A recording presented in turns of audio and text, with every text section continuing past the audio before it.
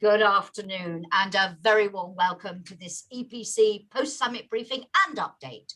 Our regular look at the key developments in and around the European Union in the time of the COVID-19 pandemic and our analysis of what's been happening at the European Council over the last couple of days.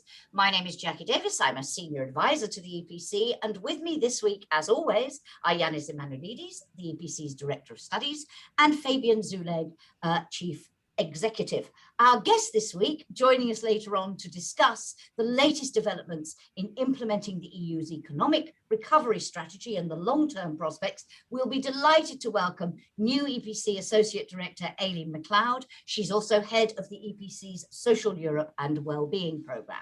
As always, totally interactive discussion, questions from me, and later on, I hope, from all of you. If you want to ask your question in person, click on the raised hands button and I will allow you to talk when the time comes. If you want to write your question, can you please use the Q&A box, not the chat box, the Q&A box. And please, I make this plea every time, half of you listen, half of you don't, to make them really short. It's so hard for me to read very long questions very quickly and put them to the relevant person. So nice and bright if you would. And the chat button if you're having any IT issues and you need our help. So, gentlemen, let's turn first to COVID and the discussions at the summit. And Janis, two questions really. One relates to the digital certificates. We saw Ursula von der Leyen going around Europe this week very proudly, tweeting and putting on Facebook pictures of herself at every border, waving her mobile phone with her COVID certificate. Is it all fully up and running? It was destined to be so by the end of the month. Is it ready? Are there any problems? And in terms of whether this digital certificate is really going to help have a more harmonized approach to the question of what restrictions or freedoms there are to travel, is it going to make a real difference, do you think? Well, first of all, to the first part of your questions, is that yes, there is progress. We see that more and more member states are now part of those who are actually issuing the digital COVID certificates. So there is progress there. But there is still the open question when the system actually will be starting, whether member states will at the end of the day adhere to what they have agreed to, which is that you will be able to travel freely if you have the certificate, which there are three categories which may enable you to get the certificate: vaccination, having gone through COVID-19, and the PCR test. That even when you have that, that member states will not put in place additional measures which are allowed to do individually. So I think the final verdict is still out as to whether the system will function. And we're seeing with respect to third country nationals that there are differences between member states, and there has been criticism coming from Angela Merkel, Germany, but also from others, with respect to the fact that some member states, when they treat travelers coming from outside the EU, from third countries which are not on the official white list, let's call it, that they treat them in a way which is too relaxed. And there's a fear that the Delta variant, the Indian variant, as we were calling in the past, might spread because of that. You have the Portuguese case where there is an increasing spread in the Lisbon region of the Delta variant.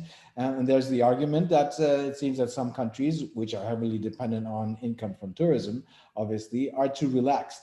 And there's a second argument, which is that some countries, like for example Greece, allow people to enter the country when they have been vaccinated, for example with vaccines which have not gone through, which not have been licensed officially.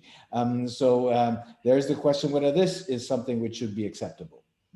And it doesn't look, looking at the council conclusions, as they attempted to resolve those differences over third countries. It simply says member states will apply the council recommendations on travel, will apply them in a manner that ensures a full return to free movement as soon as the public health situation allows, i.e. Fabian, they've left it all open. We do now have that interoperable system for intra-EU travel, but question marks over both sides, but particularly this row between the tourism-dependent countries and others. Did that split evenly? Is it really as simple as, if you're a country that desperately needs a good summer for tourism, you are obviously in favor of using the certificates for both, and if you're not, as it were? I think we had that clear division between countries, which also for very good reasons. I mean, these countries are now going into the second summer season, which is being affected. So the impact of losing another season, I think, would be rather severe. But clearly, there's also a concern. And I think what really underlies this is the unfortunate inability of the European member states to come together and to agree a common approach. We've had a certain basic common approach, but as always, we have left loopholes, we have left exceptions. If we have this common travel area where people can move around within the European Union, of course it matters what we do with third countries, because you're adding in another element, another potential risk factor. So what could be the worst case scenario is that this goes wrong, and that for that reason, then certain countries will reimpose controls within the European Union. And if that happens, it would be a disaster also politically. I was going to say, Fabian, you have warned at previous updates of how serious it will be if the EU can't get this right this summer. It sounds as if you're increasingly concerned, and then Janis, I'll bring you back in. But Fabian, your concern levels about it going wrong are rising. Well, it's concern on two levels. I mean, I think one is that the system works, and that we actually have a system where also some of the inconsistencies don't lead to problems at the borders, problems with boarding flights. Yeah. That, for example, for certain countries, you need a test 48 hours. In other countries, it's 72 hours. In some countries, it's actually quite difficult to get your test results within the 72 hours unless you go to specific testing centers. I mean, there are still a lot of uncertainties for people who are actually traveling. So if these don't get resolved, I think it's a problem. But I think the bigger picture, really, we shouldn't forget is that at the end, we're still talking about a pandemic. And we're still talking about a situation where we have a very worrying variant. Potentially we will have more, but at the moment the Delta variant is very much of concern. And it might well be that we have to take action again to ensure that the Delta variant doesn't go out of control, as we are seeing in some countries at the moment. And that, I think, should be the guiding thought behind all of that. And all the member states should come together to say, how do we deal with the Delta variant, not how do we deal with these spats about what we do on the border. Thank you. Janis, a quick one, and then something's happening with my sound at my end. Is it happening? Can you hear it too? Partially, yes. Okay, this, apologies. Hopefully it will disappear. If not, I will quickly log out and log back in again. But Janis, you wanted to jump in on that. And also, could I just ask, this council was supposed to discuss the lessons learned so far from the pandemic. They were doing it on the basis of a commission paper which had 10 lessons learned.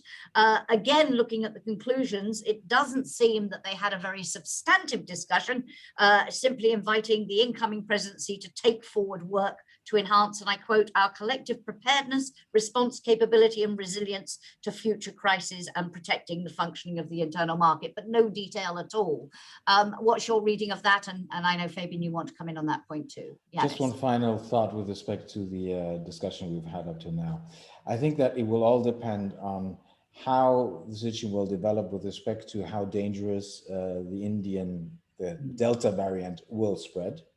And Fabian was already indicating, and I think we can assume that there will also be an epsilon variant of the virus at some point in time, and how much people will be ready to vaccinate. Because up till now, we see that even if Delta variant is progressing, and I think you cannot stop it, that has been the experience of the past, and it's spreading. If people have been vaccinated, the danger of the variant, in this case Delta, becoming a big problem is much less than when people have been vaccinated. So it will depend a lot on that. But I think that the spat if should the situation become worse between member states when it comes to third countries at least, will continue. And we're seeing this as the discussion is now moving on, because we have some countries who are saying, well, you're accusing us of being too relaxed, but we have, when people enter, everyone needs to have a PCR test. So we're not being relaxed about the issues. And others saying, but if they have entered your country, they can then also then go to other countries. So you see, that won't end. Now, with respect to the lessons learned, as you said, they didn't have a real discussion about it. There is one reference in the Council conclusions which you cited. And even if you look into the Commission document, which is 13 pages long, it addresses 10 lessons with respect to public health policy, which I think, yes, obviously is a key concern, but it's not the only concern. I think that there are a lot of lessons you can take from what we've gone through over the past 1.5 years, which go beyond the health dimension, because this crisis has so many different dimensions and so many different consequences. So it's worth discussing all of them. But the document highlights, and it is a preliminary document, so let's be fair, it highlights public health policies. And by the way, it is not very critical, I think, or not as critical as it could and should have been with respect to both how the Commission acted, but also how the EU in general has acted. So I think if we have this discussion, have a real discussion about lessons learned, which you also need at the top level, at the European Council level, we also need to be concrete, but also honest about what went wrong. Thank you very much. And we'll come back on some of those lessons we maybe should learn in a wider context later on in our discussion with Aileen. But Fabian, you wanted to come in on lessons learned. Yeah, I think one of the points I wanted to make on lessons learned is that it's interesting that the Commission was very much pushed by the member states to put this paper on the table. And you wonder why they wanted to have it now if they then don't have a real discussion around it. But there certainly is a need to have a real discussion. And one of the things which I think is also worrying in connection to what we were just talking about is, have we actually started to think about how we deal with autumn? One of the things which we will see in many countries is that, for example, those people who have recovered from COVID will actually get beyond the 6-month mark. It will be at the point where they might have to be vaccinated. There might have to be something different. I mean, there is a lot more to come. The Delta variant we've already talked about. There's also some estimates that by Christmas, this disease will be truly global. It will be everywhere, and it will be hitting very much more in the developing countries and the countries which can least deal with this. So there are many things we should be learning, even if we're only looking at the pandemic, and there's of course the economy, the society, all of the other aspects. And it is, I think, a missed opportunity that we didn't have a real discussion around it. Okay, so we've talked a lot about the things they didn't talk about properly. There are 2 issues they talked about extensively, and there were 2 issues that raised passions. One was relations with Russia and the other Hungary. Let us start, if I might, with Russia. Now, this has been billed, the outcome of this summit, as a rather remarkable defeat for Angela Merkel and for Emmanuel Macron, who seemingly at the last minute before the summit came up with this proposal that there should be a reopening of talks, direct talks with Vladimir Putin, that after Joe Biden had met the Russian president, then the EU should do the same, accompanying this with talk of more sanctions, so a sort of carrot and stick. But this got shot down in flames. Very unusual in EU summitry that the French and Germans get together, make a proposal, and it is defeated, and defeated so clearly. Janis, what's your reading of what happened on Russia, and was it a tactical error by Merkel and Macron? Was it more substantive than that, or is it a sign of Angela Merkel's waning authority as she approaches the elections in September? Well, it's probably all of what you mentioned and some additional things which have led to the fact that at the end of the day, there was no agreement among the EU 27. I think one, it was badly orchestrated. The fact that they came forward with the German, supported by the French proposal, So it was a German French proposal, but actually it was Berlin was what was motivating and was behind it as more strongly than Paris. So it came at the last moment. It caught many by surprise, and it also made a lot of furious in the European Council, the fact that this came such a late moment, which in many ways seemed to some that they were being, that Prussia was putting that on them to agree on something which most of us knew that they would not agree to. So I think it was badly done. It was badly orchestrated. It was probably also a wrong estimation about how strong the position of the Germans and the French could be on this issue. I think that they misread the situation, and the fact that member states like Poland, like the Baltic states, but not only also the Swedish Prime Minister, the Dutch Prime Minister, who were critical of the idea of having meetings at the top EU level with Putin. So it was not East versus West. That would be much too simple, as is now being portrayed in the media. So I think that it was badly prepared. They overestimated the influence they have, and at the end of the day, it is signaling the strong divisions between the EU 27 with respect to how to deal with Putin, how to deal with Russia, and how to deal with the fact that Biden, the US administration, given the fact that we've had direct talks in Geneva between both sides, US and Russia, Russian sides, and that has put us under pressure. So we are in a reactive mode, while we as EU 27 are signaling, well, we cannot even agree to what to agree on. So I think that was a really bad sign coming from the summit. Fabian, your reading of it, and Angela Merkel said afterwards, she admitted that the discussion had been, as she put it, not easy, and said, personally, I would have liked to have taken a bolder step. Is there a point to what Angela Merkel and Emmanuel Macron were arguing in terms of, we can't just leave this all to the US side, we need to couple tough action, sanctions, preparing more sanctions, but also keeping the door open to talks? What's your reading of what happened, and whether what happened was the right approach? I think firstly, it reflects a very long-standing difference in approach, where Germany over the years has always been rather more keen to keep the dialogue open. It doesn't necessarily mean that Germany was in agreement with what Russia was doing, but the approach was much more about keeping that line of communication. So in that sense, it's a continuity of what we had seen before.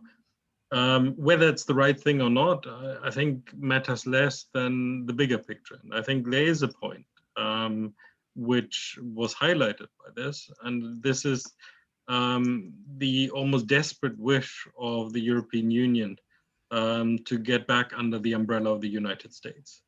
Now the United States are back, it is far easier, as it has always been, to just abdicate responsibility and to leave everything up to the United States. And I think there's an argument here about developing a European foreign policy, developing also potentially differing positions, because we should also always bear in mind that the Biden administration is a welcome change, but it is not going to be there forever. And we are going to have to deal with that difference with the US potentially also in future. So in that sense, I think it was an important point, but frankly, it was badly done, and it didn't actually help in terms of bringing the overall discussion forward. I mean, they have said they will return to the issue. Maybe wiser, cooler heads will prevail in terms of the preparation of a conversation like that. But let me come to the other issue that was discussed, generated a very heated debate, a very emotional debate.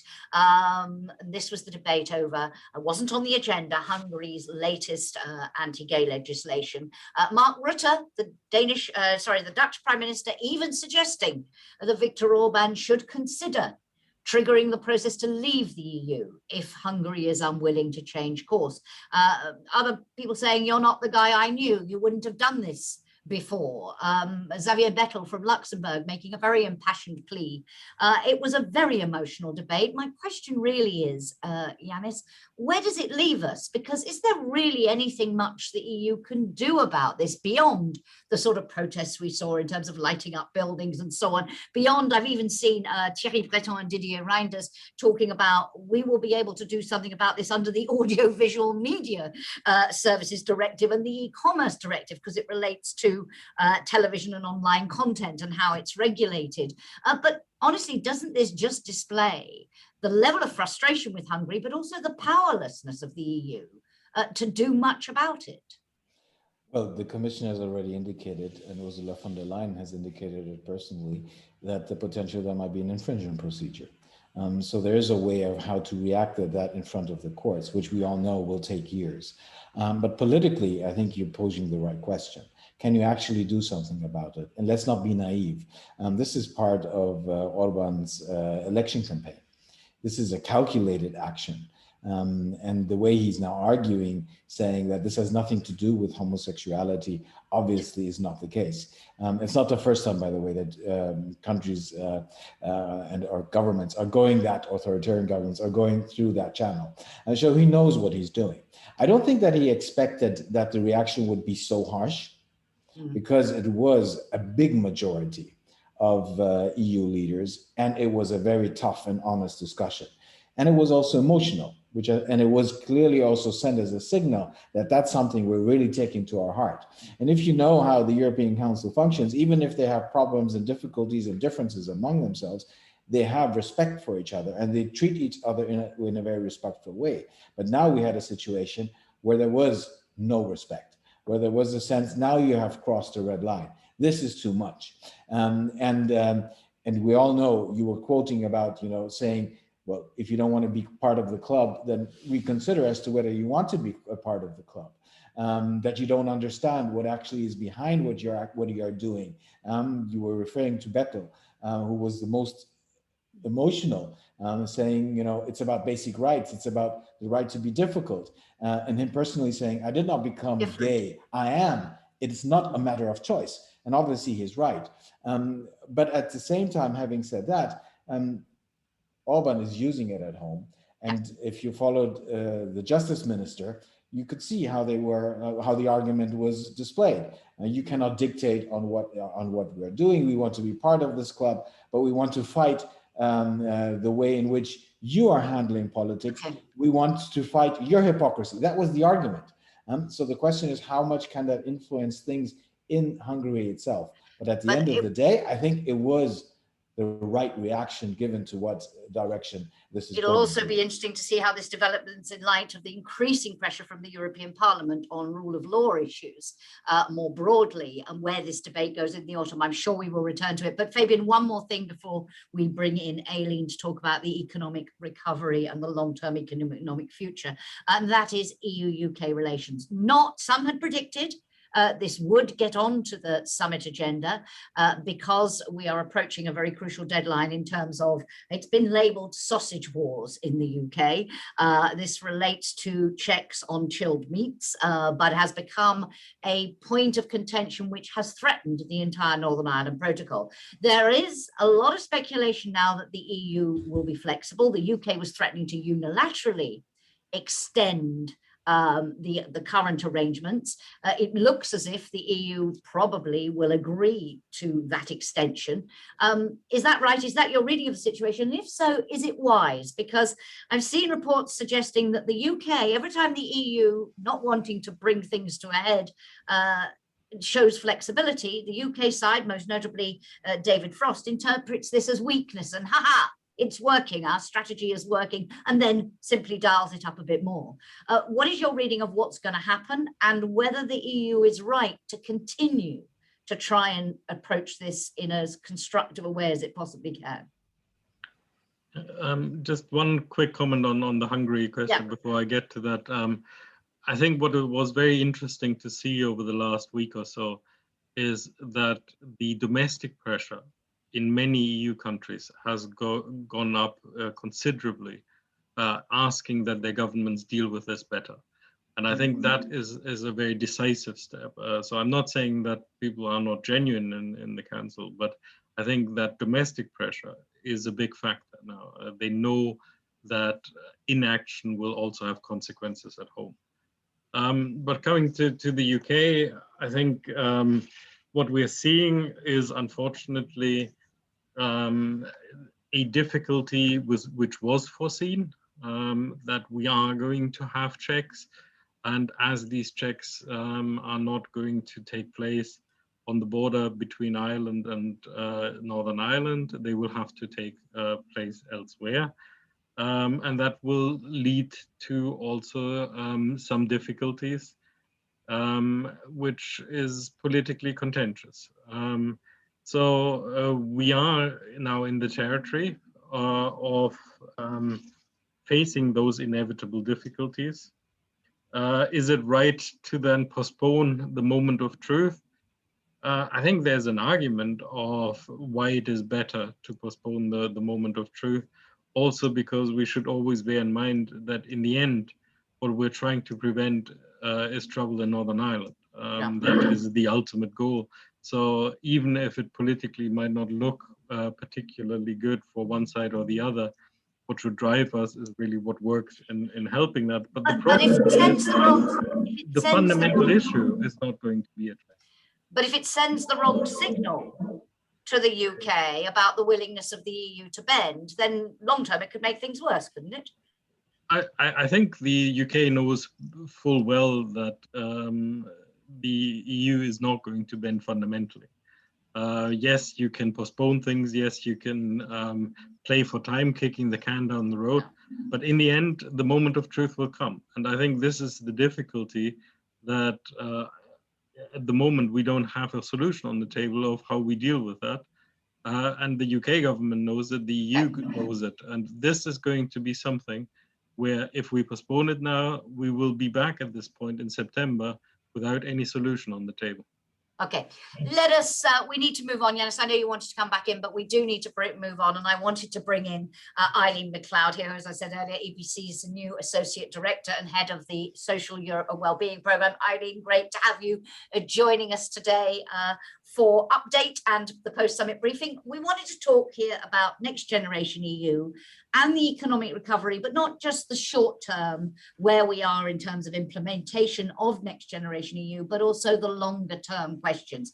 Just first of all, in terms of the state of play, we saw Ursula von der Leyen, I mentioned it earlier in the context of COVID certificates, flying around Europe, going from capital to capital, giving national recovery plans her blessing and saying, here it is, away you go.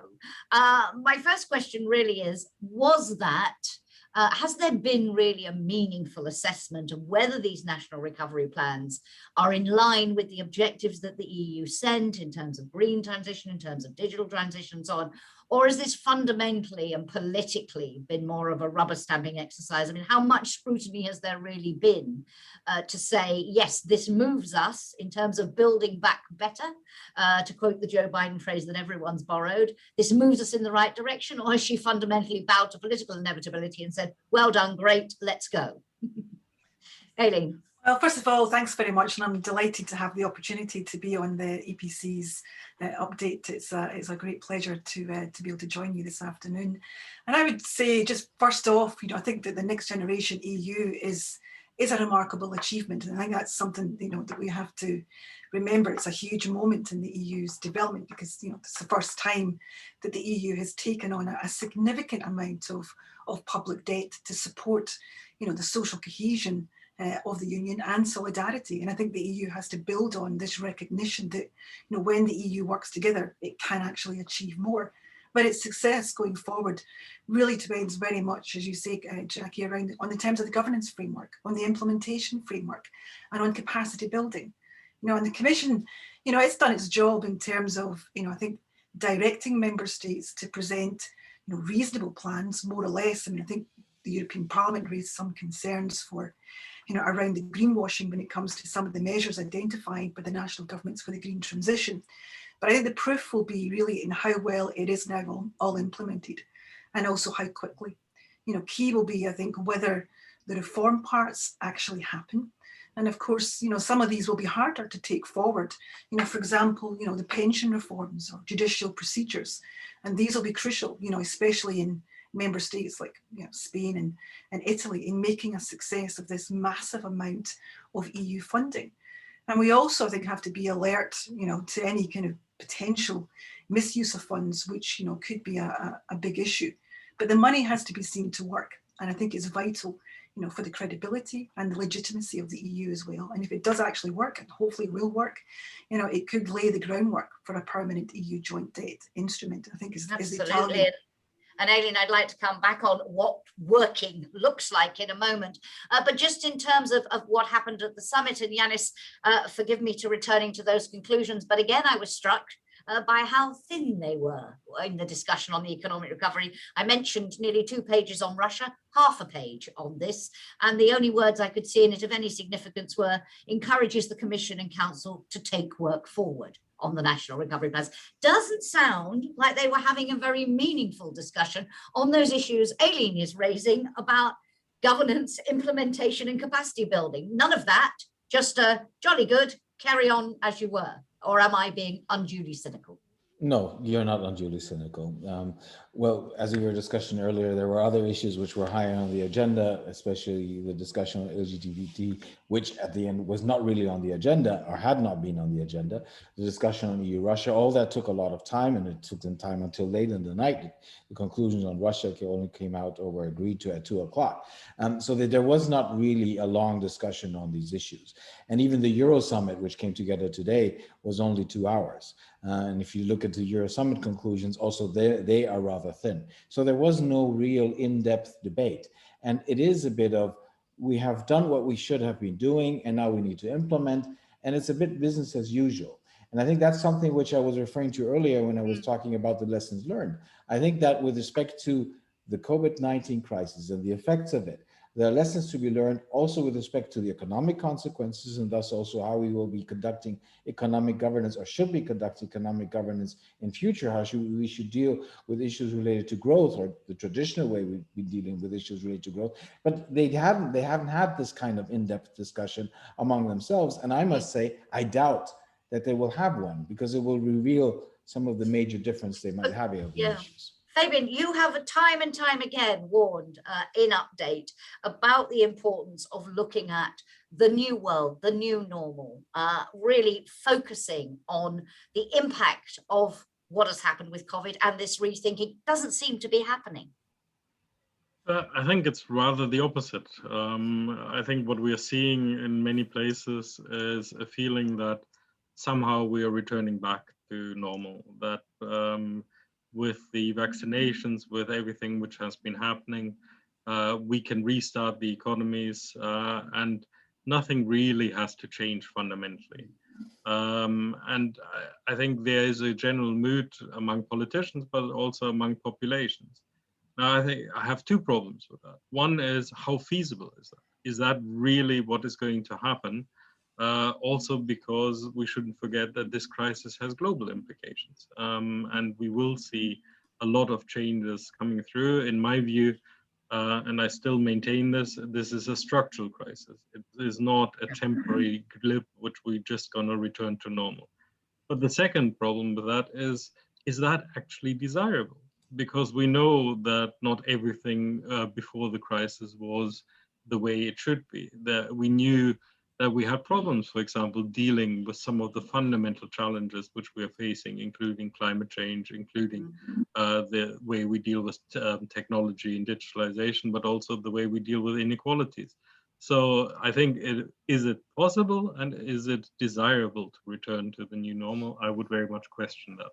So Aileen, if we need to be having a different conversation to the one that EU leaders are having right now, what should that conversation look like? And when we talk about, and I'm referring to the title of your program at the EPC as well, when we talk about a well-being economy, what are we talking about? What do we really mean? How does this debate have to change? I think, Jacki, when we're talking about a well-being economy, I mean, that's about a fundamental system change, because we're talking about moving away from a socio-economic system that's been promoting GDP growth at all costs. And we're seeing, the damage that's been doing to our environment, to our planet in terms of climate change, and what it's been doing in terms of harming our people and harming communities, in terms of the rising socioeconomic inequalities that we're seeing that have been exacerbated by the COVID crisis. And I think, a wellbeing economy is one that would reflect the current realities by actually shifting its focus to securing the long-term well-being of people and planet and trying to construct the economy in service of that. So it involves, changing the way that we think about the relationship between our economy and our planet, and how we conceptualize that is one where our economy, and just simply put, is about putting people and planet first by prioritizing social justice in all of its dimensions and a healthy environment. It's one that actually values our health, it values well-being, and it values nature. And it's where the societal needs of all are met while they're not overstepping what we would call our planetary boundaries, i.e. the limits to growth. And finally, it's where people are at the centre of a new economic purpose, collective well-being on a healthy planet. And I think we have to avoid, in the language of well-being, that this is simply rebranded as more social Europe. And that's not to denigrate a more social Europe, because more social Europe is good, and we need a much stronger social dimension, ensuring that that there's an ambitious and comprehensive implementation of the Pillar of Social Rights and its action plan, that's embedded into the Green Deal and into the recovery. But these are two different things, and the orthodox view will argue that, look, social Europe will take care of well-being by compensating people through the social safety net and social welfare payments who are being disadvantaged by the current economic and social system. So it's not actually addressing, the deep-seated challenges that are being created by the way the current economic and social system operates. And can I just follow up on that before I bring the others in terms of linking this to the discussion at the Porto Social Summit, because there was a reference there to moving away from GDP as the way we measure economic success. But I'm wondering how significant that was.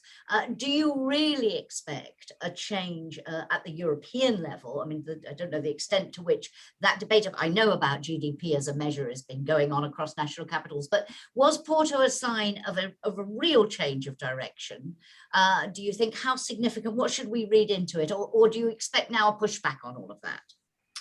I think at one level, the very fact that EU leaders actually acknowledged at the Porto Social Summit last month the need to move away from GDP as the only measure of economic success and to adopt, indicators that put people's well-being first, is in a sense as a breakthrough.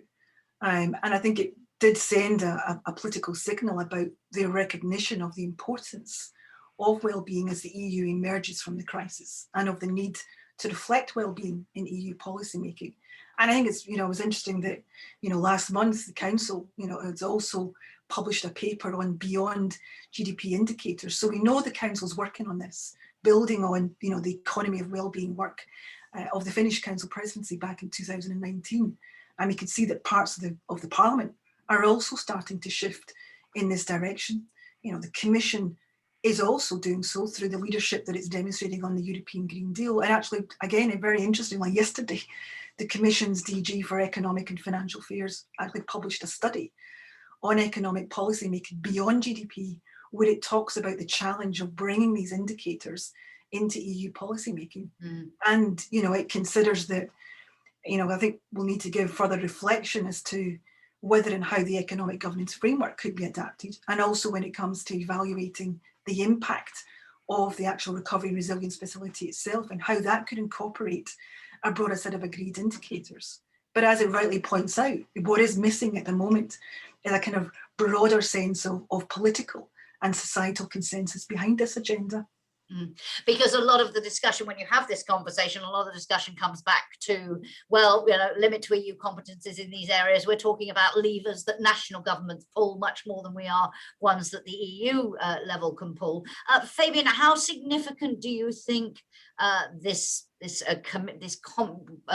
reference in this Porto conclusions was? And do you see this debate changing in the way that Aileen is suggesting is so vital in terms of really translating this into a fundamental change of approach that you've been advocating? I think it is significant, and not least because it gives a hook to go back to this topic and to ask questions if nothing happens. But we shouldn't forget that, and it's not the first time, but I remember time over 10 years ago when we had a lot of discussion around well-being, when there was a real movement beyond GDP. Let's change something about the way we look at our economy, much driven at the time by the sustainability agenda, but still we already had the discussions also around the people-centered, the social elements. And the result has not been very convincing in terms of concrete actions which have come out of that. And I think what we have to guard against is that this is simply a kind of greenwashing, a kind of social washing, where you use the right rhetoric, you use the right things in your speeches, but when it comes to actually delivering something on the ground, nothing happens. And if we link that then to the national recovery plans, my question earlier about has the Commission gone through a really rigorous exercise of assessing these plans against that filter and saying, is this genuinely using this money for the green transition, the digital transition? What is your sense, Fabian, of how rigorous the Commission has been? Or have they let the politics of being seen to get this underway and get this moving override everything else? Well, I think there had to be also a balance struck between getting this money on the ground and looking at these overarching objectives. I think clearly it was extremely important, both for economic but also for political reasons, that these programs are up and running. And if countries were making a reasonable effort, it was very unlikely that would be rejected at this stage. But I think we should also see this as a long-term process, which still has many opportunities to influence, to direct, to make changes. So this is the starting point. But I think there are still many opportunities left to also push these agendas. But I think we continue to have at the European level a gap between what we set ourselves as target, the rhetoric we use, and then what we actually deliver. Often that is also linked to the difference of what is actually in the power of the European Union to do and what has to be done by member states. And when it comes to many of these agendas we're talking about, yes, we can have a common approach, a coordinated approach at the European level, but we have to coordinate something at the member state level. It's the member states which will have to take a lot of these actions. Absolutely. Aileen wants to jump back in, and then I'll come to you, Janis. Aileen. Yeah, thanks, Jacki. And just to pick up a point that Fabian, had made about, I think, there is an interesting example right now of how, this kind of wellbeing agenda is being applied in practice. And we're seeing that at the government level, through the emergence of the new alliance of, albeit for the moment, it's small countries, with the establishment of the Wellbeing Economy Governments Partnership. Now that's currently comprising the governments of Scotland, Iceland, New Zealand, Wales and Finland. And they've come together to try and create policy making that contributes to more wellbeing focused economies. And these 5 governments, I like to call them the kind of the pioneers, and they're in the lead of trying to effect that paradigm shift. So they're applying well-being as a broader frame for capturing their, their economic, social and environmental priorities in a much more holistic and integrated way. And, so they're developing and implementing well-being policies, moving away from GDP as the main indicator and applying well-being indicators that are outcome focused and that are split across, the economy, the society and environment. So they're prioritizing things like, income inequality, fair work, life expectancy. And I think what's really interesting is that, these priorities have been pivotal in structuring their response to COVID. So in the midst of the COVID crisis, you get these governments who recognized human and planetary health and well-being as being the crucial foundations for government goals. And that helped them to rebalance their priorities in favour of public health, social justice, social cohesion, resilience, environmental sustainability. And it's that approach that's underpinning their plans for ensuring that they have a green net zero carbon and socially just and resilient recovery post-COVID. So I think that partnership is a really significant shift towards the application of wellbeing economies and really demonstrating, I think, the feasibility and the desirability of doing things differently. And just one last point, which is to say the very fact that you've got Finland there as the first EU member state to have joined the group of wellbeing economy governments as well, I think is a major moment. Thank you very much. Janis, you wanted to come in this, and could I just ask you as well, Fabian talked about this as a starting point and opportunities for discussion. One of those potential opportunities, the Conference on the Future of Europe. Is this going to be an issue, do you think? Is it something the citizens panels are going to talk about? Could that be a moment or an input that changes the nature of this debate and shifts it in the sort of directions Aileen is calling for? Unfortunately, I'm rather pessimistic. I think that taking up the last point which Aileen made with respect to these countries which have actually entered a path towards implementing what it would mean to be moving towards a well-being economy. In these countries, you have a strong portion of society which is supportive of their governments. They believe that this is the right thing to do. Thus, it's putting pressure on these national governments. Fabian was referring to when we were discussing earlier about values in LGBT, that there's pressure coming from national societies, and that's motivating governments to move in that direction. And I think that Aileen is right, and the example she's mentioning is also promising. But if I look at this from an EU 27 perspective, I think that unfortunately my reading is there's more business as usual. And Fabian was right to say it should not be feasible, and it will not be feasible, by the way, and it should not be desirable. But at the same time, what we're asking, if we're actually moving to a well-being economy, is what Aileen was referring to, a different way of running our economies. It's even a different way of how our societies are functioning. So we're asking about something which is a massive transformation. And I feel that at the EU 27 level, we are not ready for that. We're still thinking in terms of how can we do business as usual and compensate those who are the losers. Social Europe was mentioned by Aileen as something which is following this logic. But doing a radical rethink, I don't see that happening, and not in many member states, but also at the EU 27 level. And now with respect to the conference, with respect to the conference, we have, I think, a general moment. And the general moment is we are realizing, to quote Angela Merkel, that we have profoundly different ideas about what the EU should be about. And Angela Merkel is not thinking this way since yesterday night.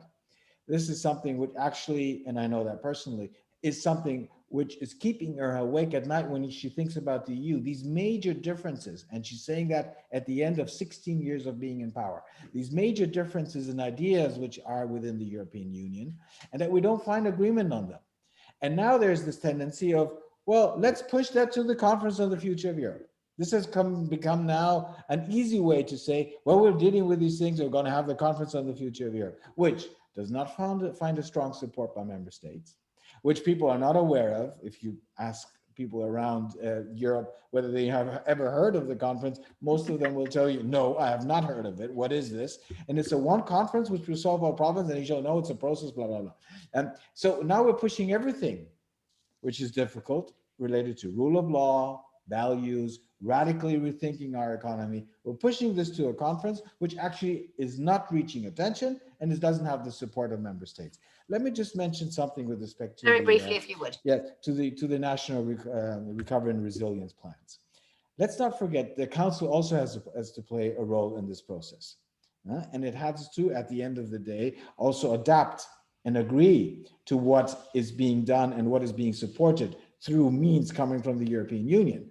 And I think that there will still be a test which will have to, all this has to undergo at the council level. And I think that there will be some governments who will be saying, well, are you really spending this money in the smartest way in terms of having effects which are long-term? And that's why I'm a bit hesitant when it comes to this P exercise of going around Europe saying, you've done your homework, great. You have this big book, which you then hand over in front of a nice scenery behind you. Yep. Because at the end of the day, it has to show that it will make a difference in terms of how we invest that money. Yeah, and at the end of the day, you still need to get approval from the council. So I think that in many ways, this was a bit rushing too much, and it felt as if it was a PR exercise, and that could backfire. Okay, and as you say, a next step, and I was going to ask what the next step is. The council also has a role in approving these plans. Fabian, you wanted to come in. Yeah, I wanted to make a general positive point. I think Janis is right. It is unlikely that all 27 are going to move in this direction. But I think more can be done. Firstly, to encourage others to also go in this direction and to help them. I think there is still a lot of support which is needed. And in part, that is also about changing the governance to enable people to do the kind of things which are right. So, for example, in one of our projects, we're looking at social investment. How can we make sure that the governance mechanisms are appropriately geared to allow social investment to take place? But I think there's also an onus on the proponents of the well-being economy, the well-being paradigm shift, as Aileen was saying.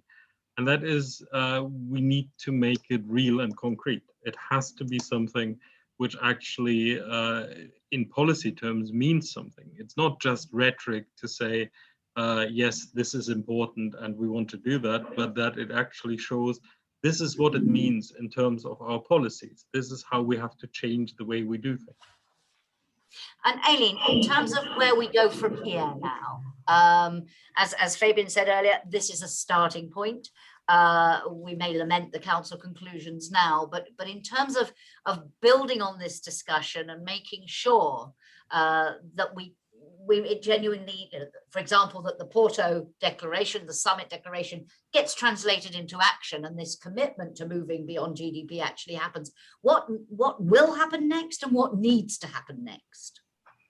I mean, I think what's important, I think right now, I think really is to, we need to have the conversation at the European level.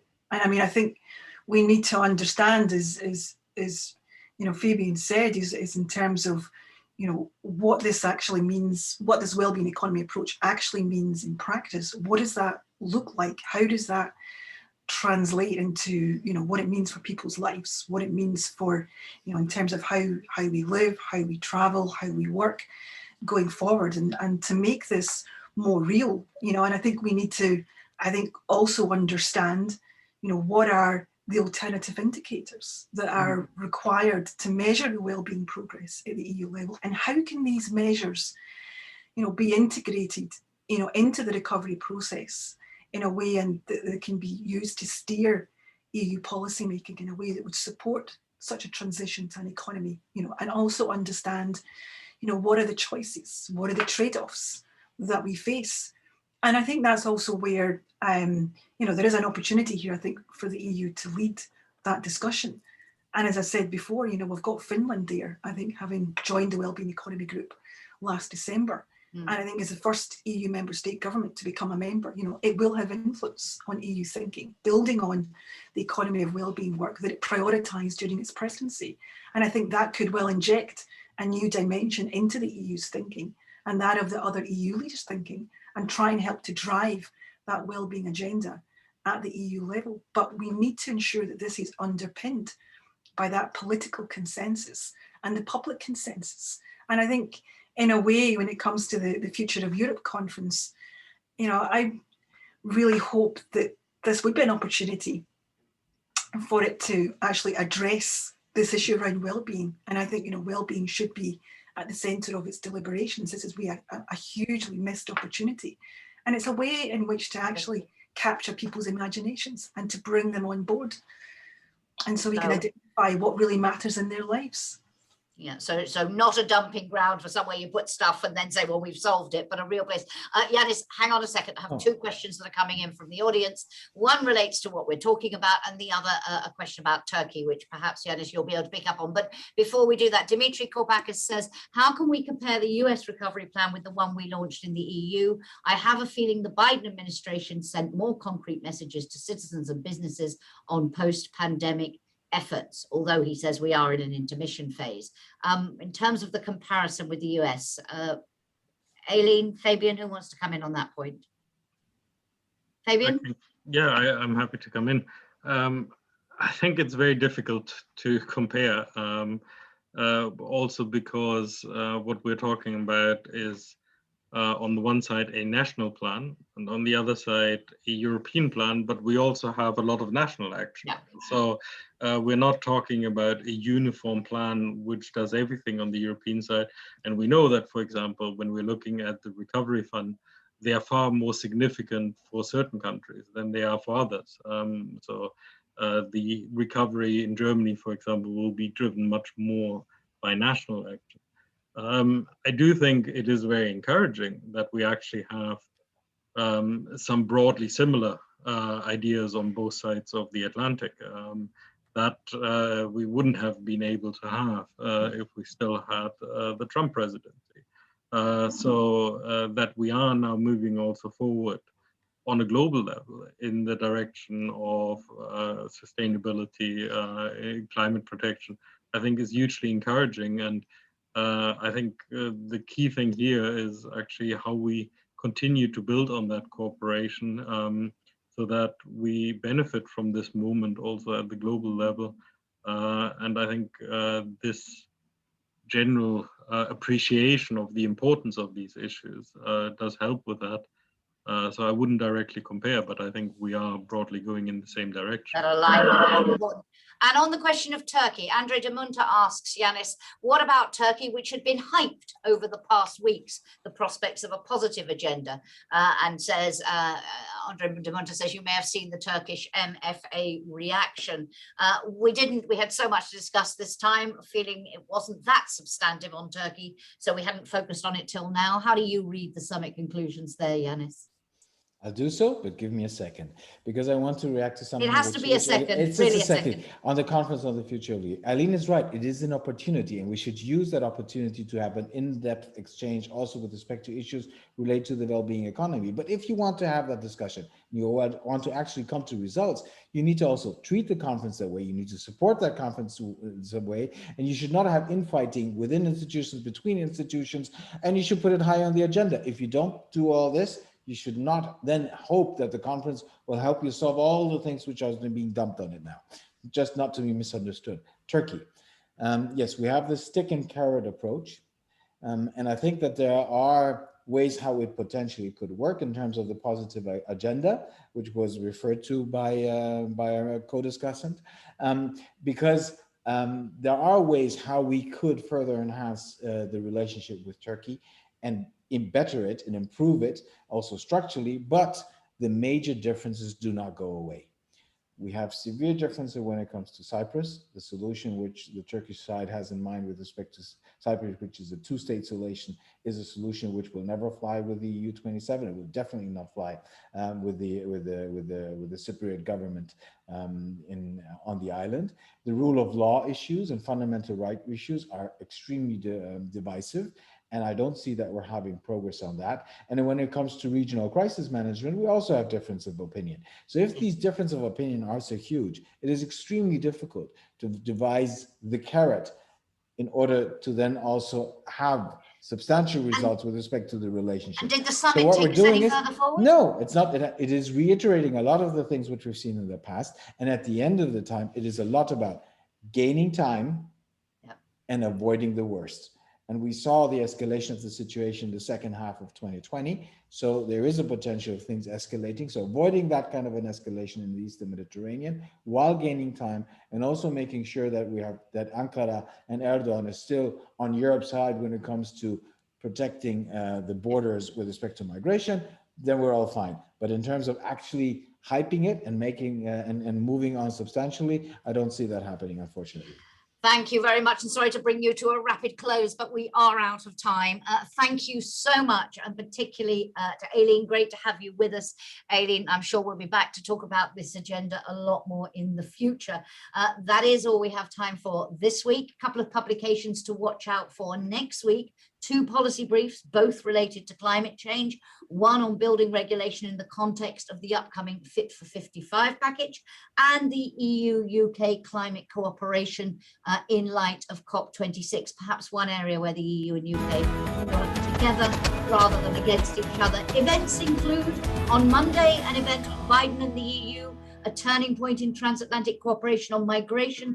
Tuesday and Wednesday, issues relating to the digital revolution, the Digital Markets Act, digitalization of health, and on Thursday, an event on the carbon border adjustment mechanism. And I'll be back with Fabian and Janis for our last update before the summer, unless something unforeseen happens, of course, where we're going to reflect a little more on what's behind us and what's to come in the autumn.